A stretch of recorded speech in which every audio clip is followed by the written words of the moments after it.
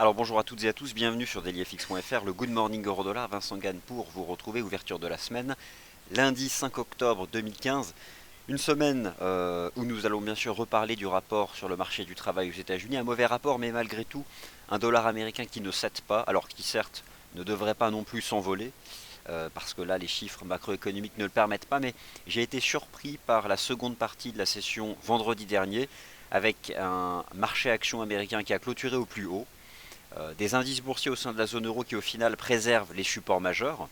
Alors vous les connaissez, la ligne de tendance haussière hebdomadaire du DAX depuis 2011, les 3000 points de l'Eurostoxx 50, des supports équivalents sur le CAC, un S&P 500 et un Dow Jones qui ont clôturé donc une belle séance de reversal vendredi. Un dollar qui, alors là, forcément ne pourra pas s'appuyer sur des fondamentaux à court terme pour progresser. D'ailleurs, je vais vous donner les toutes nouvelles probabilités d'évolution du taux d'intérêt des Fed Funds, mais malgré tout un dollar qui ne cède pas parce que forcément, si la Fed ne relève pas ses taux, c'est que le contexte macroéconomique ne l'autorise pas, ce qui peut amener d'autres banques centrales à infléchir encore plus leur politique monétaire. Bon, je ne vais pas rentrer dans cette émission dans tous ces détails fondamentaux, je les évoquerai beaucoup plus largement dans le morning meeting, c'est le principe de nos émissions. Le Good Morning Euro-Dollar, et vous avez sous les yeux l'avertissement sur les risques liés au trading des devises et des CFD.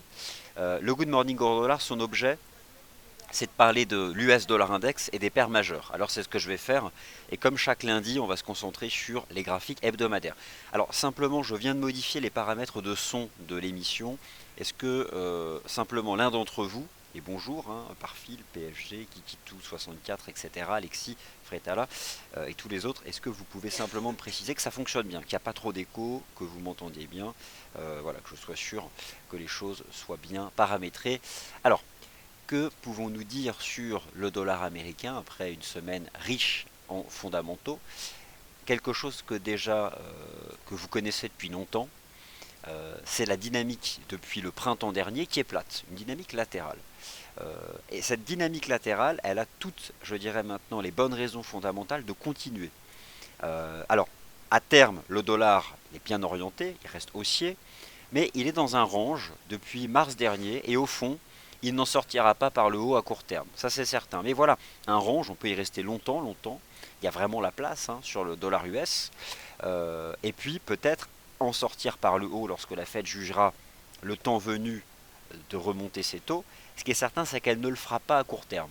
Alors, pour les raisons fondamentales, vous en avez eu encore vendredi, j'en reparlerai dans le morning meeting, mais surtout, simplement une chose, lorsque vous regardez le message que donne le marché de la dette, les marchés de taux, et notamment les contrats futurs sur les marchés de taux, désormais la probabilité de voir la Fed agir cette année, elle est minime, 10% de probabilité implicite de voir la Fed relever ses taux.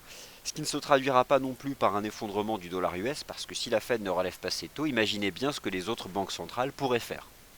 Donc, au final, le scénario le plus probable pour les prochaines semaines, c'est un maintien des conditions techniques que vous connaissez déjà depuis le mois de mars dernier, à savoir un range hebdomadaire ici sur l'US Dollar Index, un range qui peut donc durer et durer ici sur ce dollar américain, qui reste finalement sous ses sommets annuels depuis le mois de mars dernier. Je suis malgré tout surpris de ce qui s'est passé vendredi. Le dollar aurait dû s'effondrer parce que le rapport était très très mauvais. Et finalement, ça a été racheté assez vite. Donc c'est toujours finalement ce thème de la distorsion des politiques monétaires, c'est-à-dire que si la Fed juge que le contexte n'est pas favorable, imaginez bien ce que les autres banques centrales pourraient faire, parce qu'elles pourraient carrément renforcer leurs mesures de soutien. En tout cas, voici ce que dit le graphique de long terme de l'US Dollar Index. Ce marché, à moyen terme, a une bonne probabilité de rester en range, et ce, jusqu'à la fin de l'année. Alors maintenant que nous disent les graphiques de moyen long terme des paires majeures, c'est un travail à faire tous les lundis, puis après on connaît limite on les apprend par cœur nos graphiques, et après on se concentre sur l'intraday. Vous avez ici le taux de change euro-dollar qui lui aussi sans surprise est dans un range, une imbrication de range.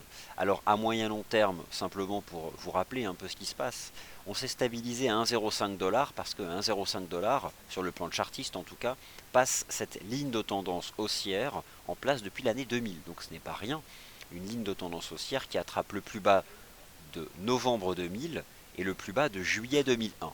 et qui passait justement à 1,05 $. Donc on s'est stabilisé dessus.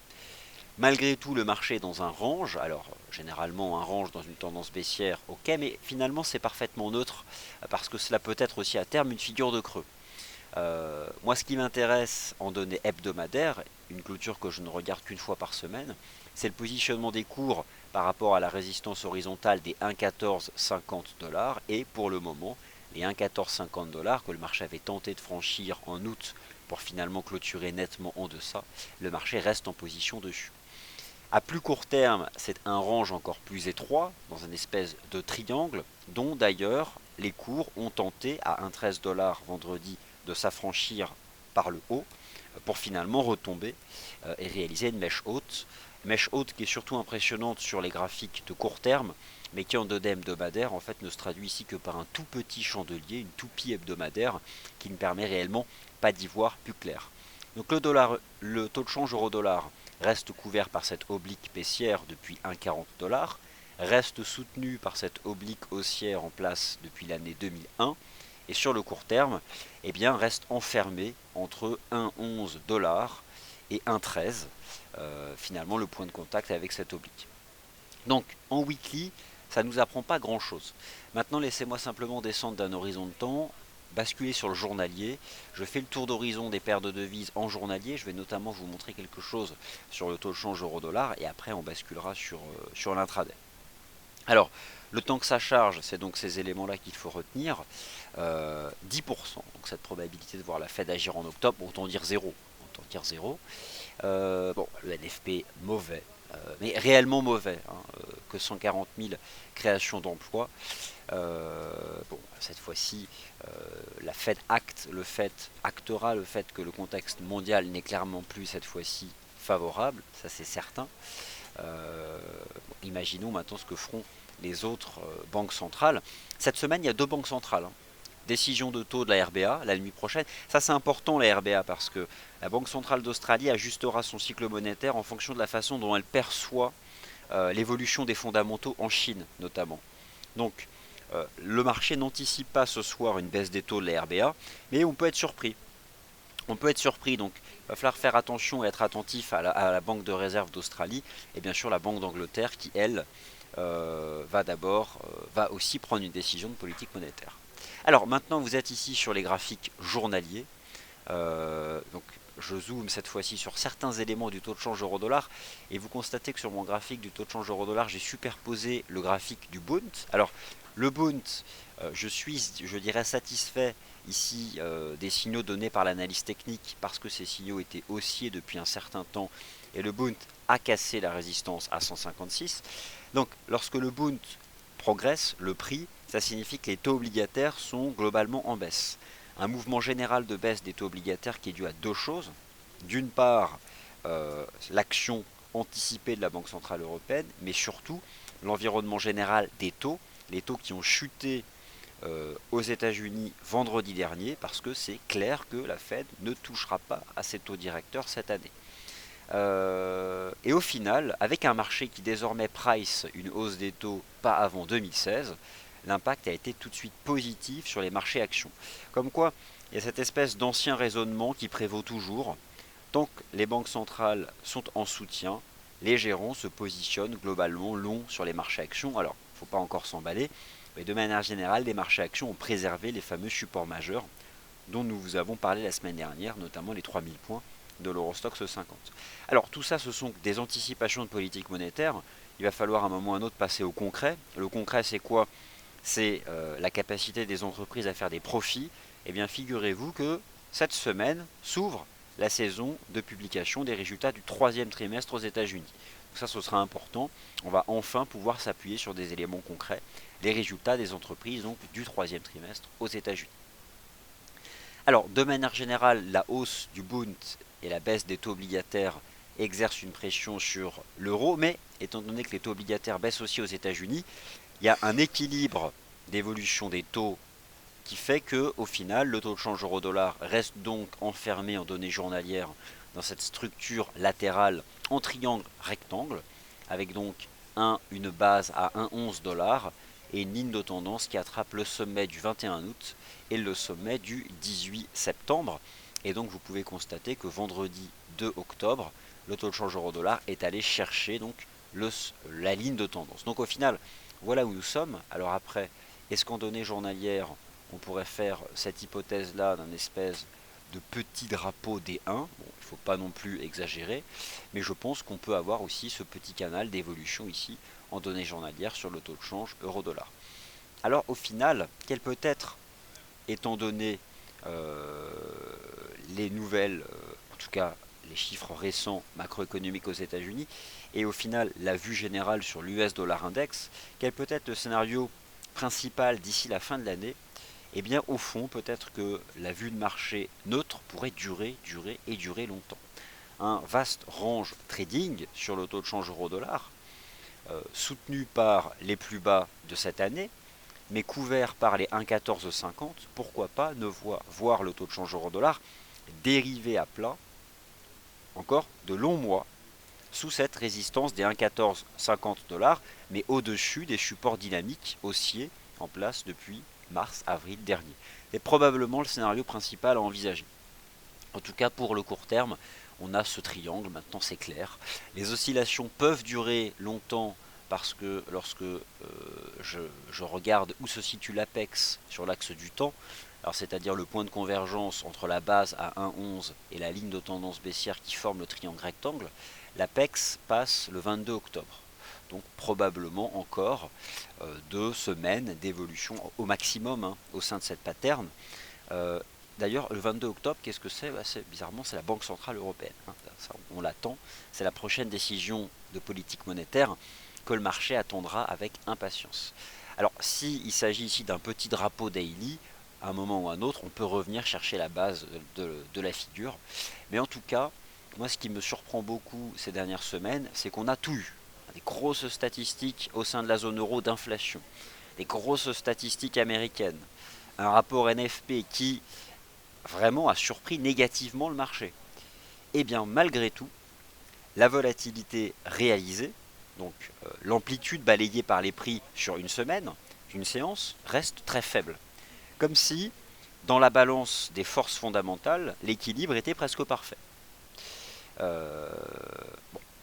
Et j'ai l'impression que le marché garde un peu les vieux mécanismes de raisonnement qui consistent à dire que si la Fed maintient sa politique de taux zéro, c'est plutôt haussier pour les marchés actions.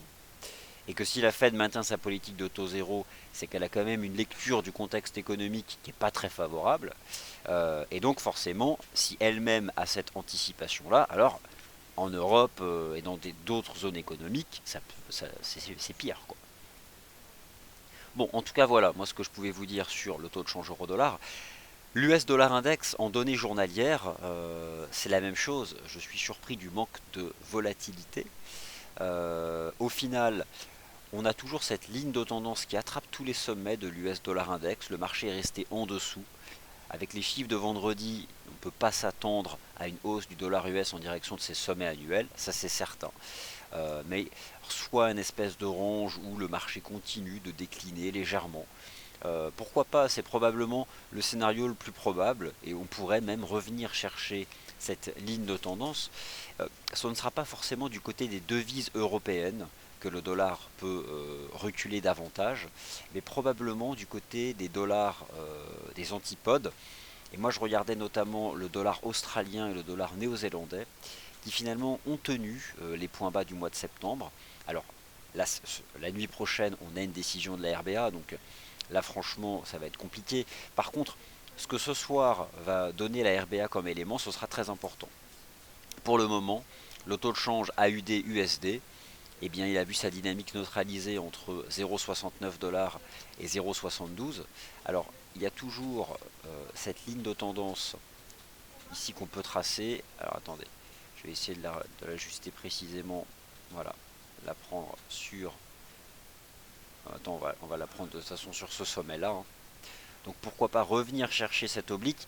Après, moi, je suis toujours méfiant parce qu'on a eu des décisions surprises de ces banques centrales. Alors qui dit surprise, c'est-à-dire des décisions non anticipées.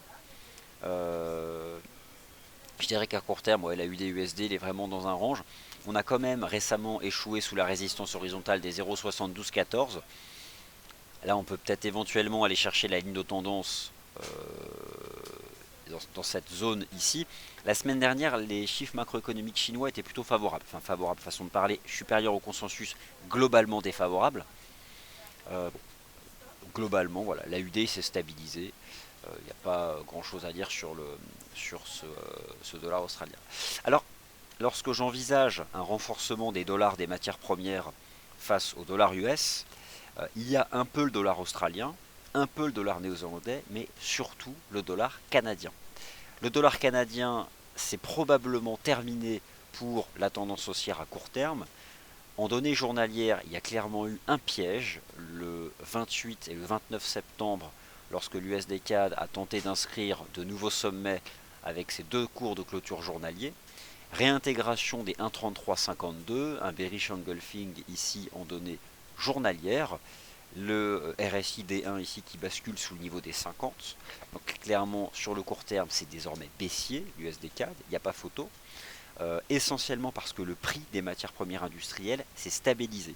Il y a des velléités haussières du côté du prix du pétrole mais qui sont volatiles. Il y en a de la même façon une stabilisation sur le niveau des 2,20 $ du prix du cuivre. Donc les matières premières industrielles se stabilisent. On a le sentiment qu'au fond, en ce qui concerne la demande chinoise, le marché commence à bien envisager le niveau du ralentissement. C'est-à-dire que peut-être qu'on se dit, bah, c'est peut-être pricé, maintenant on a compris, ça a chuté. Peut-être qu'au fond, l'environnement général des prix le reflète maintenant. En tout cas, le dollar canadien va se renforcer, c'est ce qu'indique l'analyse technique. Le taux de change USD-CAD, je pense, va se replier d'environ une centaine de pips supplémentaires. Le taux de change USD-CAD devrait retomber en direction des 1,3012. Donc, pour répondre à une question que j'avais vue, jusqu'où peut se replier le taux de change USD-CAD, probablement au moins en direction des 1,3012. Laisser les indicateurs retomber, notamment journaliers, éventuellement revenir chercher les 1,2834 qui sont le point de cassure du 14 juillet, baisse des taux de la Banque centrale du Canada. Donc si le dollar US doit consolider à court terme, ce sera essentiellement face au dollar des matières premières et de manière un peu plus marginale face aux devises européennes. En tout cas, l'USD-CAD va retomber en direction des 1,30, ce que me semble ici globalement indiquer l'analyse technique. Alors quand je parle de stabilisation des prix du pétrole, on a eu une tentative de sortie du triangle 1er octobre qui a échoué, mais malgré tout, on sent tout de même que le pétrole forme une base à 44 $ et qu'il la tient. Ça reste pour l'instant neutre, et c'est vrai que le rôle ici de la moyenne mobile à 20 jours m'intéresse beaucoup parce qu'elle est parfaitement plate, et maintenant on fait des oscillations autour de la MM20.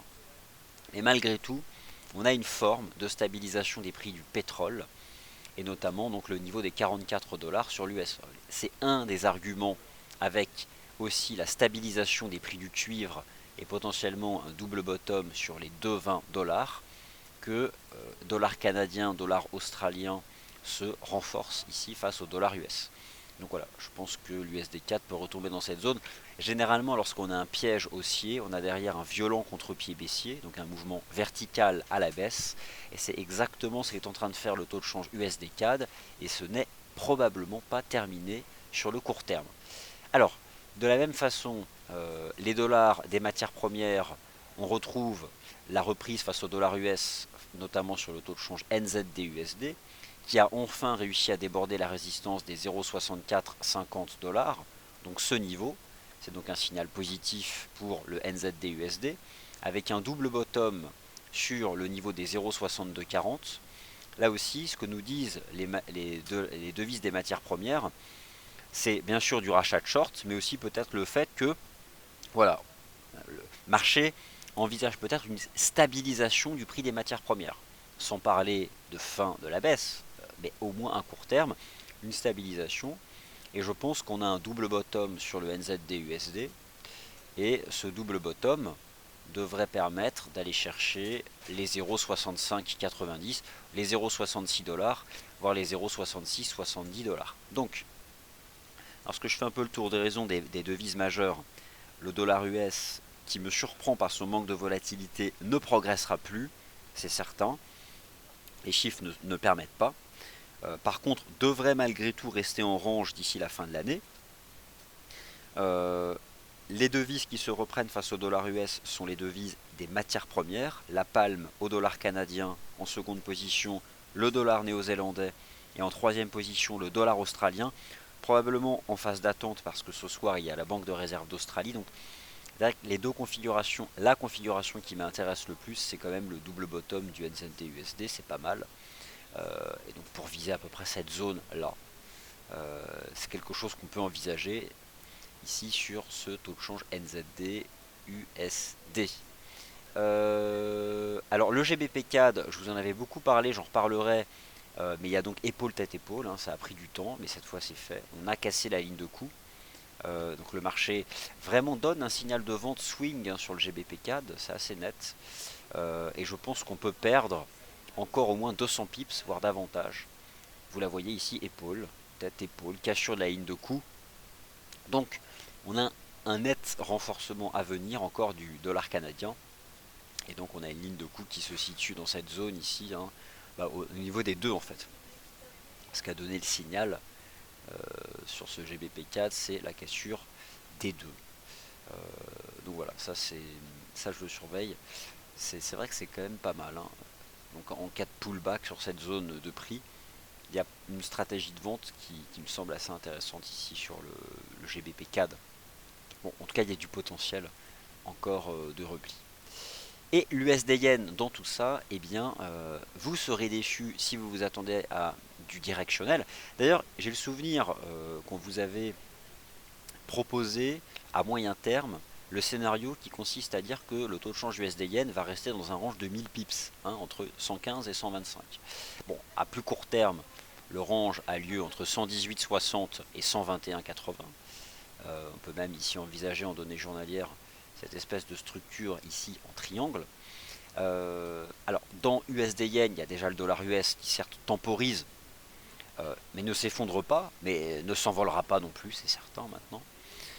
Mais il y a surtout du yen japonais, et le yen qui est globalement quand même vendu parce que l'attrait pour le risque semble s'être remobilisé en fin de semaine dernière sur les marchés actions, notamment européens depuis des supports majeurs, et aussi à Wall Street avec une belle fin de séance. Et puis il y a toute cette spéculation aussi de voir la BOJ agir en octobre. Ce ne sont que des spéculations, mais on verra. Elles concernent aussi la Banque Centrale Européenne. Et au fond, on peut se dire que si la Fed maintient sa politique de taux zéro, ce qui au fond n'était encore il y a quelques semaines pas envisagé par le marché, peut-être que les banques centrales, les autres, elles vont aller encore plus loin. C'est-à-dire que si la Fed maintient sa politique de taux zéro, pour maintenir la distorsion monétaire, elles vont peut-être devoir amplifier, quant à elles, leur programme. Alors, c'est pour cette raison que le yen reste sous pression.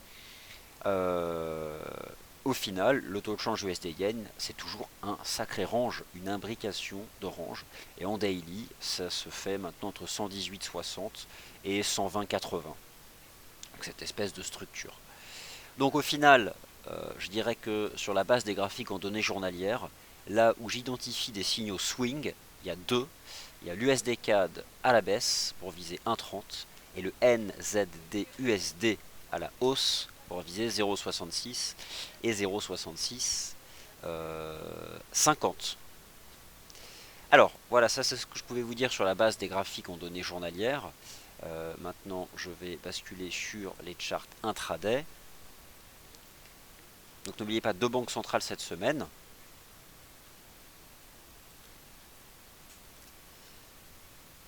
Alors, donc pas mal de questions. Quelques commentaires sympathiques. Ouais, je pose tous les commentaires. Voilà, les plus ou moins sympathiques, les sympathiques, tout. Teddy qui pose une question intéressante avec un smiley. Et finalement, quel est le pourcentage de voir la Fed agir tout court? Probablement zéro. Au final, les conditions monétaires ne devraient pas être bouleversées cette année. Mais au moins c'est bien parce que bon, donc, si on a un cadre maintenant qui est, voilà, si le marché a acquis cette conviction que la Fed ne touchera rien pendant encore plusieurs mois, et finalement on lève une incertitude. Cette incertitude, c'était une crainte pour le marché parmi la liste des thèmes d'inquiétude que vous connaissez tous. La Chine, Volkswagen, les matières premières, les pays émergents, le Brésil. politique monétaire de la Fed, les perspectives de la croissance économique mondiale, la surcapacité industrielle de certains pays émergents, trop d'investissements, finalement trop de coûts, trop d'argent dépensé. Bon, au final, on a moins d'incertitudes désormais. Alors, écoutez, voilà moi ce que je pouvais vous dire. Donc, dollar US qui commence la semaine en baisse pour les bonnes raisons fondamentales, surtout face au dollar canadien, surtout face au dollar néo-zélandais, mais aussi face au taux de change euro-dollar. Lorsque j'étudie le chart intraday, cette fois-ci du taux de change euro-dollar, on s'est quand même repris sur 1,1207. Bon, là on se reprend. On est quand même dans cette espèce d'énorme compression de neutralité. Il est difficile le taux de change euro-dollar en directionnel. Et donc c'est pour cette raison que j'attire votre attention sur d'autres taux de change. L'USD CAD, il n'y a pas photo, hein. Vous avez eu votre cassure haussière, c'est propre. Vous avez maintenant ces supports en intraday. Et je pense qu'on peut aller chercher cette oblique. Donc oui, moi je vise carrément 0,66 $, donc au moins 120 pips. Et je pense que le marché peut les faire. Je pense que le marché peut les faire. Je jette juste à mon chart intraday du pétrole. Bon, on est toujours dans le triangle. On a tenté d'en sortir par le haut le premier, on l'a pas fait. Voilà. Alors, bon, je parle pas des indices boursiers parce que c'est pas l'objet de ce point de marché, mais j'ai quand même malgré tout le sentiment que le CAC 40 a fait une cassure haussière des 4515. Donc on peut peut-être aller chercher 4600. Et puis donc avec Sylvain, tout à l'heure on a fait un tweet. Enfin Sylvain a fait le tweet. Nous faisons l'hypothèse d'une structure de creux en diamant qui de toute façon ne serait effectif que si le marché s'affranchissait des 9750 points. Mais tout ça pour dire que, en rajoutant cette potentielle pattern ici sur le DAX, ce qu'il faut retenir, c'est que si le marché parvient à franchir les 9750 points, ce serait un signal intéressant de creux. D'autant plus que voilà, 9340 points, c'est le support décisif à moyen terme, c'est la ligne de tendance. Après, ce n'est qu'une figure de court terme, et pour le moment, on n'a pas franchi la résistance. Mais si jamais, franchement, on déborde ce niveau, et si c'est vraiment un diamant, le scénario peut être de rejoindre les 10 000 points. En tout cas, le signal n'est pas donné pour le moment. Allez, j'ai débordé, puis là je suis en train d'aller sur d'autres classes d'actifs, donc j'ai pas le droit. Il est 9h47, merci d'avoir été attentif au Good Morning Euro Dollar. Prochain point à 10h30, les matières premières, l'or, le pétrole, etc. Le cuivre, enfin bref, elles sont importantes à suivre ces matières premières, avec bien sûr le lien avec le marché des changes. Et quant à moi, je vous retrouve au Morning Meeting. Merci à tous.